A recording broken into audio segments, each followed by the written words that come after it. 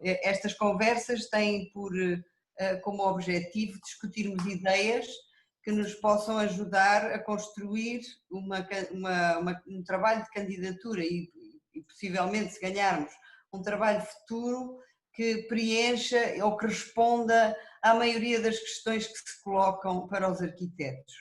Enquanto arquitetos a trabalhar no planeamento e na gestão pública, como é que acham que se pode conseguir maior autonomia e maior capacidade de intervenção política e pública digamos, neste papel? Normalmente os municípios têm um corpo técnico bastante reduzido, não é? O que não permite sequer ter equipas completas, multidisciplinares, e o ritmo é muito marcado pelas candidaturas, não é? Pela abertura dos avisos das candidaturas aos fundos comunitários, e em regra os prazos são muito desajustados a uma correta elaboração dos projetos, não é? Para quem trabalha na parte da gestão urbanística e do ordenamento do território, existe a tal pressão para aprovar os projetos a qualquer custo, não é? Porque como isto são territórios de baixa densidade e, portanto, há uma grande iliteracia arquitetónica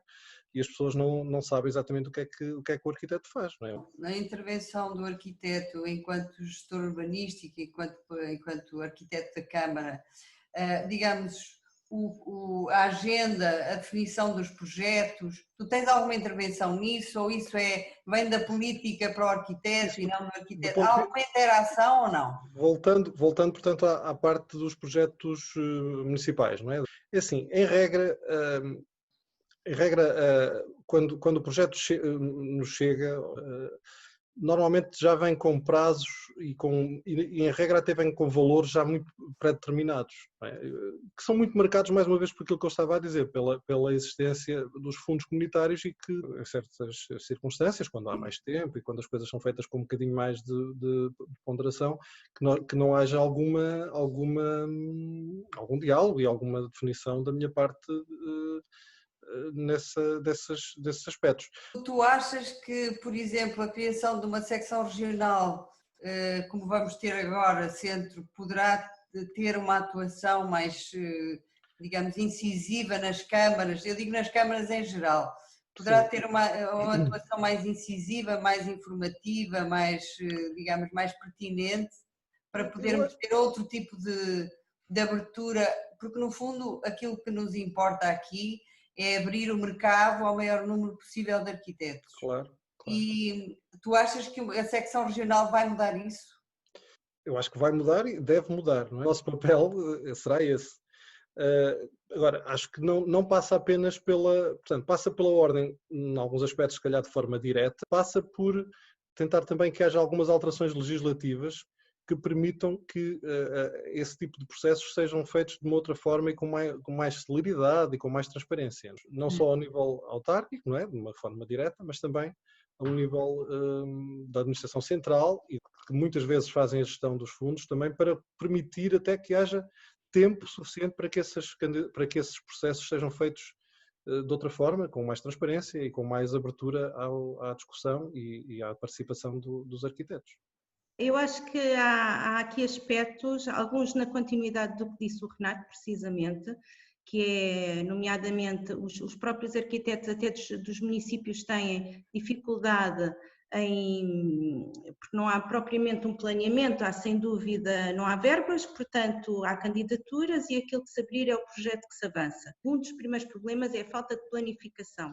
Depois, outra dificuldade que de facto o arquiteto tem, muitas das vezes, é o facto até de não gerir aqui, vamos lá ver, o arquiteto poderá ser utilizado, assim, uma palavra mais comum, nomeadamente até para gerir uma série de conflitos que tenham a ver, nomeadamente, com o território. E o facto de podermos interagir e gerir os conflitos a vários níveis que pode haver entre a própria população, assim como, por exemplo, a questão da análise dos projetos que vêm a concurso, que basicamente isso é um dos problemas com que todos julgo que nos debatemos, aí não há uma questão de escala, mas o Alentejo também não é exceção aí, em que a prioridade que se dá na análise do projeto basicamente entende-se como o prazo e o preço. Portanto, a qualidade aqui é relativa. Ou porque não põem técnicos adequados, e nomeadamente os arquitetos aqui, quando é a situação de projeto, eu acho que é fundamental. Portanto, como é que um projeto de arquitetura é analisado muitas vezes por outras áreas.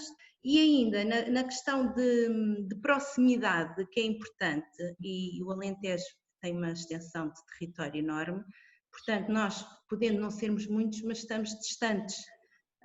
E é importante essa proximidade, e muitas vezes há uma barreira grande entre o que é o arquiteto do privado, que tem a pressão do cliente, e o arquiteto que está na autarquia, que além da pressão política, tem a pressão da legislação, e vamos lá ver, no fundo, a legislação acaba por ser igual para a questão do técnico privado como do arquiteto que está no público, não é? Portanto, há aqui também uma falta de comunicação e, eventualmente, obviamente, alguns problemas com a própria legislação. Tem ainda outra questão que nós temos aqui no Alentejo, com que nos deparamos, que é, por exemplo, câmaras que não têm técnicos nos quadros, não têm arquitetos, aliás, nos quadros. Arquitetos aqui também.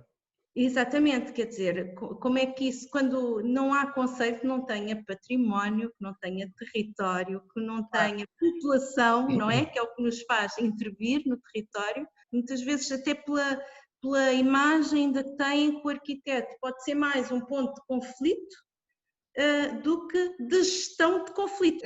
Por exemplo, a secção regional que se venha a criar pode contribuir para, por exemplo, forçar de alguma forma ou motivar os municípios a terem nos seus quadros os arquitetos que faltam para gerir este território, não é? Isto é fundamental. É fundamental fazer transmitir, e é um dos pontos que nos move, sem dúvida, porque é quase inaceitável quem é que tem, de facto, para falar de património, território.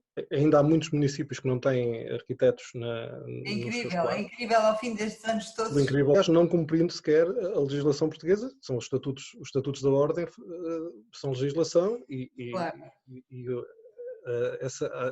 Alguém tem que dar parecer sobre os projetos de obras particulares e isso é um ato próprio da profissão de arquiteto e, portanto, não seria possível alguém que não é arquiteto dar parecer sobre projetos de arquitetura. Portanto, há muitos arquitetos que, pelo facto de estarem inscritos nas câmaras, não estão inscritos na ordem, porque isso depois não é exigido de uma forma direta. Deveria ser obrigatório por cada parecer que um técnico dá, juntar uma declaração da ordem, como qualquer arquiteto faz quando entrega um projeto na Câmara. Acho que fazia todo sentido e era uma das formas de obrigar a que isso, de facto, houvesse um controle efetivo de quem é que está a dar parecer e se está habilitado ou não está habilitado a dar parecer. Eu trabalhei no Gabinete de Apoio Técnico de Faro e trabalhávamos com projetos que eram sujeitos a candidaturas e realmente estávamos sobre umas pressões imensas, o que nos dificultava logo à partida uma concepção de um projeto capaz. Na questão da gestão urbanística, das maiores dificuldades foi interpretar a legislação, a complexa legislação que tínhamos e que continuamos a ter. Acabamos por concluir também que uma secção regional da Ordem dos Arquitetos pode ter aqui alguma força no sentido de corrigir algumas dificuldades e de, se calhar, chamar a atenção, digamos assim, das câmaras para contratarem mais técnicos, para desburocratizarem os processos, etc. Tu achas que isso, a secção regional que vier a ser criada vai transformar essa dinâmica? A secção pode contribuir para esse efeito, ter uma base de dados que apoia esses técnicos, quer na apreciação. Vocês todos que trabalham na administração pública acham que a Ordem dos Arquitetos, como tal, é uma instituição distante em relação aos técnicos que trabalham, em relação ao apoio que é preciso de uma forma geral, a Ordem dos Arquitetos, tal como tem funcionado até agora, é uma coisa que não é muito presente, ou o contrário. Se já é distante para a prática, digamos, da arquitetura Profissional. liberal, não é? Acho que ainda é mais distante, ou inexistente quase, quando falamos dos técnicos autárquicos e não só. Eu estou aqui numa posição um pouco a meio destes dois mundos, porque eu já colaborei com a Câmara de Corvo, uma ilha com 300 habitantes, com a sua Câmara de Apareceres, de maneira quase oficiosa, ninguém era bem oficial. E percebo muito bem o que é que, portanto, o Renato, a Helena e a Celina, sei de que é que estão a falar. Mas também sei que nós, com o nosso discurso em que nos lamentamos de muita coisa, não valorizamos a nossa profissão. E nós temos que começar a dar um pendor positivo à nossa profissão e valorizá-la, pelo menos para fora. Nós precisamos rapidamente de ter arquitetos na política, porque nós temos que perceber, se não tivermos na política, não chegamos lá. Ninguém vai fazer o nosso trabalho, número 1. Número 2, o apoio jurídico, como disse bem o Renato e a Celina há pouco, o apoio jurídico à prática profissional fora das câmaras e nas câmaras e outros organismos oficiais é fundamental. Se a Ordem não nos apoiar nisto, será sempre distante e ausente. Número 3, neste momento, eu estou nos Açores, tenho gente no Algarve a 1800 km de distância de mim e está gente no Porto, julgo eu, a 1400 km. Nós estamos num triângulo com 3600 km e estamos unidos por tecnologia. A Ordem, vejam o tempo que se perdeu pelo facto da Ordem não ter a tempo e de formar primeiro os arquitetos que estão nas câmaras e todos os organismos oficiais a trabalhar com a parte de hardware e software da desmaterialização de processos. Mas temos de ser nós a puxar esta carroça. Os outros não a vão fazer por nós. Eu percebo que é difícil este discurso, mas nós temos que saber viver com pouca água. A Europa já teve uma altura fulgurante e temos que perceber que o que quer que os políticos nos digam, a verdade é que nós estamos numa fase, pronto, estamos a vazar um pouco. Eventualmente mais à frente voltaremos a subir, essa esperança temos que a ter. Um dos pressupostos desta candidatura realmente é político. O próprio programa tem uma série de ideias que são de cariz político e, portanto, eu acho que esta ideia, que é talvez mais da minha geração, de que o arquiteto não é um personagem que se envolva muito na política, etc., tirando a fase pós-25 de Abril, eu acho que esta fase já está a ser um pouco ultrapassada. E temos agora uma vantagem ainda maior, é que somos muito mais arquitetos, o que quer dizer que podemos diversificar muito a nossa atividade. Em relação a essa presença dos arquitetos na política, penso que são raríssimos os casos de deputados que são arquitetos. Nós deveríamos ter muito mais presença e, sobretudo, em grupos de trabalho parlamentar. Penso que há o exemplo, como referia agora, o caso da Helena Roseta e este trabalho do projeto de lei das leis de bases, a criação de lei de bases da habitação, foi feito com um grupo de trabalho, com arquitetos, e de facto é muito importante percebermos que é importante nós termos esta presença enquanto agentes que são especialistas e que são chamados a colaborar e a participar na construção destes projetos de lei para posterior aprovação. Mas estes projetos em particular que tu fazes são projetos que têm um caráter que eu diria quase didático ou pedagógico no sentido da cidadania do arquiteto, é ou não é verdade isto? Sem dúvida, é numa lógica de colaboração com entidades locais e com organismos da sociedade civil e numa lógica em que o arquiteto é um mediador no terreno que tem as capacidades para desenhar projeto e para propor soluções. Em relação, por exemplo, à definição do programa ou à definição das necessidades, pode ser auscultado com as populações. E, para vos dar um exemplo, há uma revisão do PDM na Câmara Municipal da Maia que está a ser feito, penso que desde há um ano atrás, precisamente com um processo participativo, que tem um corpo de técnicos, e em que fazem precisamente sessões colaborativas nas várias juntas de freguesia. Muitas vezes, como há uma falta de enquadramento legal ou como não são práticas convencionais, muitas vezes estes projetos são apoiados por financiamentos públicos ou financiamentos europeus e, portanto, acabam por funcionar um pouco independente das câmaras. em programas como, eu não sei se vocês conhecem o programa BIP-ZIP em Lisboa, que é um programa de desenvolvimento local e que no fundo junta várias entidades e numa lógica em que deve existir um equilíbrio entre os projetos que são bottom-up, portanto que surgem da vontade dos moradores, dos habitantes, e os projetos que são exclusivamente decididos pela administração pública, chamados top-down. E eu acho que é muito interessante nós estarmos precisamente no meio desta franja e fazermos a mediação entre estes dois mundos.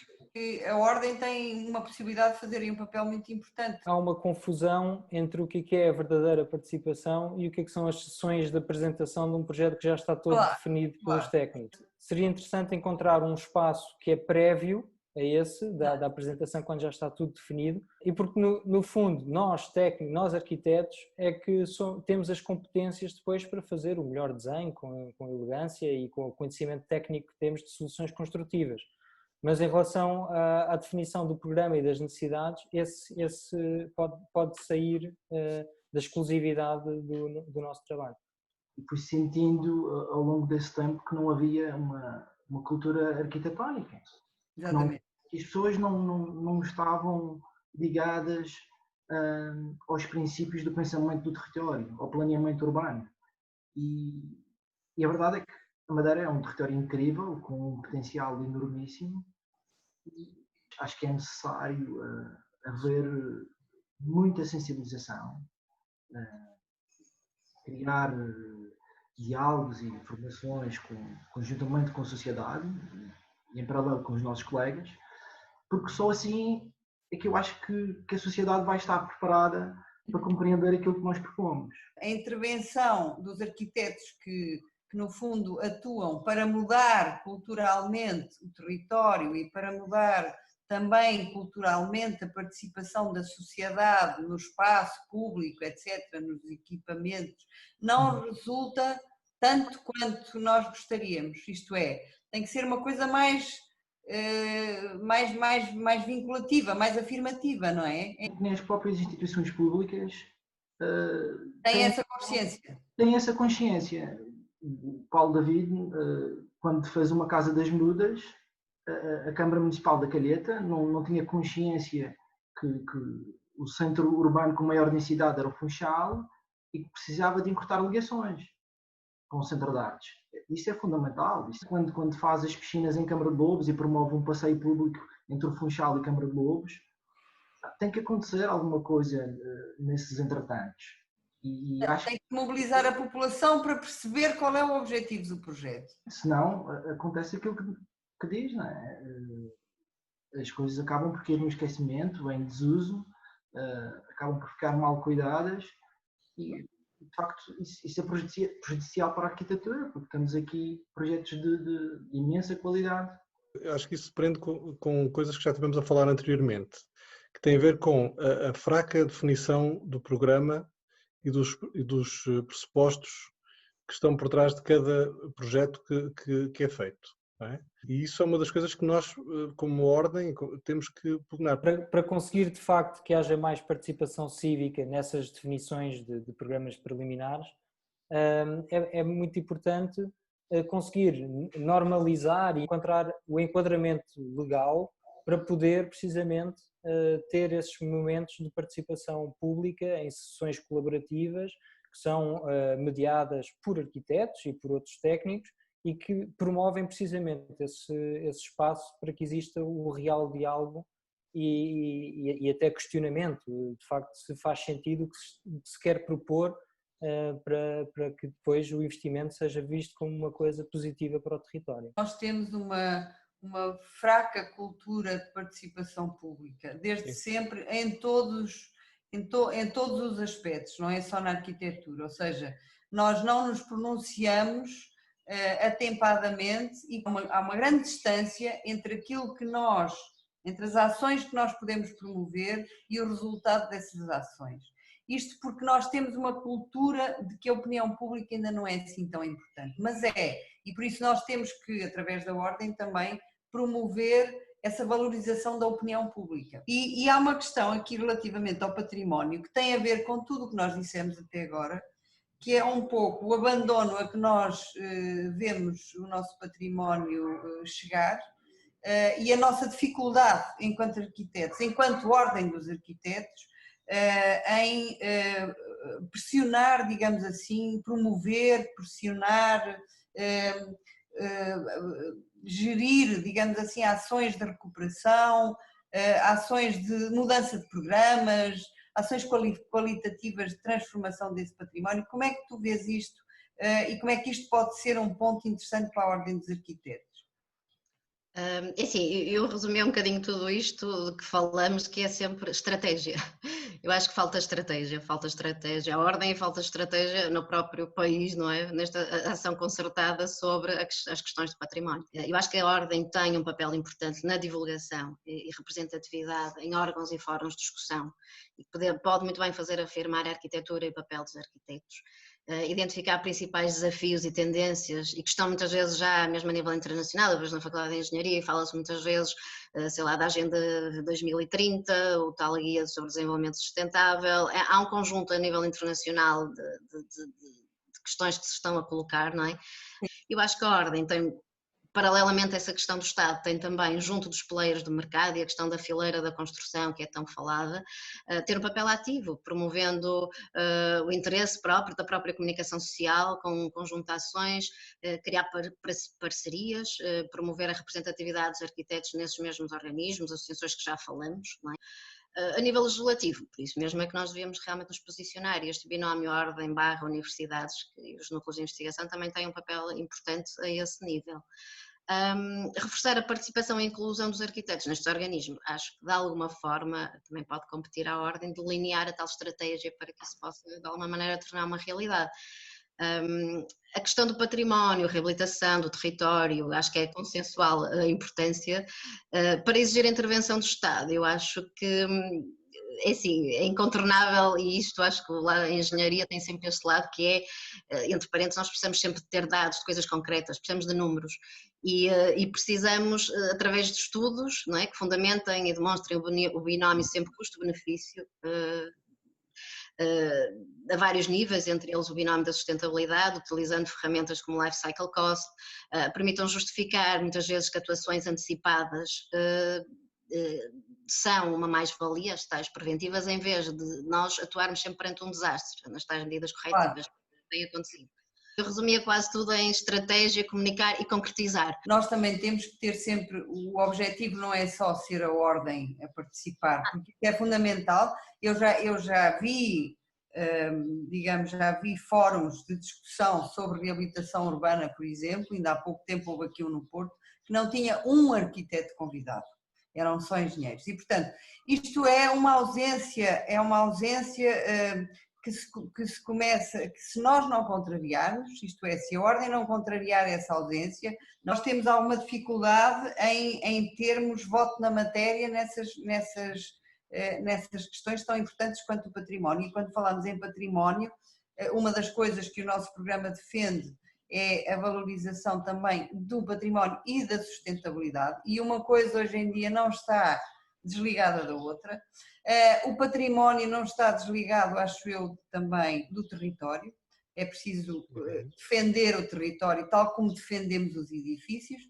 Na minha área, que eu tentei sempre, que é a manutenção de edifícios, e acho que os arquitetos podiam ter um papel importante também, e eu até cheguei a achar que poderia haver quase um projeto de manutenção numa fase inicial. Mesmo as questões de património, o problema é sempre a mesma coisa, mesmo em relação à manutenção, é que é visto como um encargo e não como um investimento.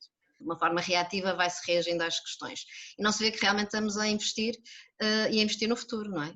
E é isso que nós temos, só que precisamos sempre ter situações concretas, precisamos ter dados, precisamos ter análises sobre o custo das coisas, sobre o benefício das mesmas. Mas há também um outro tipo de património que é muito importante, que é o património das técnicas construtivas e dos saberes de como construir. Claro. E é importantíssimo nós valorizarmos isso para não perdermos esse conhecimento local, que é fundamental para podermos continuar a fazer boa arquitetura. Eu ainda aproveitava para referir outra forma de património, que é a própria paisagem que nós temos no território, bem marcada no Alentejo, aliás como em todo o país, o arquiteto pode ter perfeitamente um papel extremamente importante nesta intervenção da paisagem. Eu acho que temos sobretudo de saber fazer e saber pensar enquanto coletivo, e é outra parte que faltava, eu acho. É verdade. Na verdade, nós falamos sobre a profissão, mas falamos sobre a profissão nas suas múltiplas, digamos, nas suas múltiplas possibilidades. E isto é o que eu acho que nós queremos muito fazer nesta candidatura, que é transformar um bocadinho a visão disciplinar da arquitetura, que até agora tem sido mais focada no projeto, e obviamente que o projeto é sempre importante, não é isso que estou a dizer, mas o interessante desta conversa é que nós percebemos, pelos vossos testemunhos, que desde já agradeço, percebemos que é muitíssimo importante que a arquitetura seja valorizada e entendida hoje em dia nas suas múltiplas facetas e nas suas múltiplas possibilidades, e que são possibilidades de projeto, de participação, são possibilidades de transformação do território, são possibilidades de colaboração com as universidades. Portanto, eu acho que acabámos por falar de uma forma muito interessante e muito aberta sobre a profissão, e acho que nesse aspecto acho que cumprimos plenamente a função deste debate. Muito obrigada.